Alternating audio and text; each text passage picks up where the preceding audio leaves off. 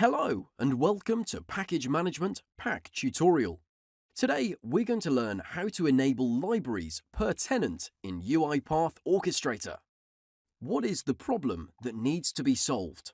Let's consider the following example. We only have one Orchestrator instance, but there are multiple users and tenants. Each tenant publishes several libraries to Orchestrator, and since Orchestrator uses the host feed by default, all the tenants are able to use and download each other's libraries. However, there is one tenant that would like to isolate its work from all the other ones.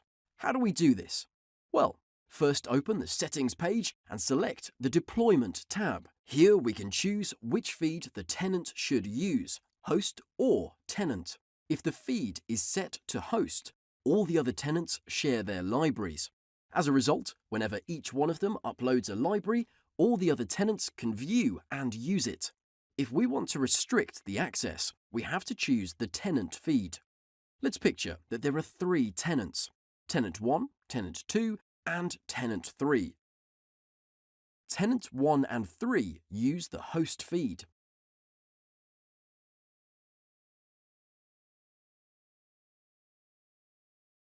And tenant 2 the tenant feed. In this particular case, if tenant 2 uploads a library, tenant 1 and 3 cannot see it. Let's now publish a new blank library from UiPath Studio. Go to Start, create a new library project, and give it a name. To publish the library, click on Publish. Select Orchestrator as the location, and then click the Publish button. The library was published successfully.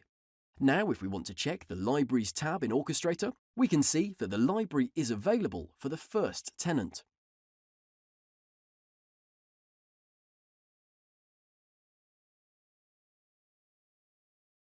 If we take a look at the third tenant as well, we can see that the library is visible once again. If we check the details, we can see what the version is and when it was uploaded, but we can also download and use the library without a problem.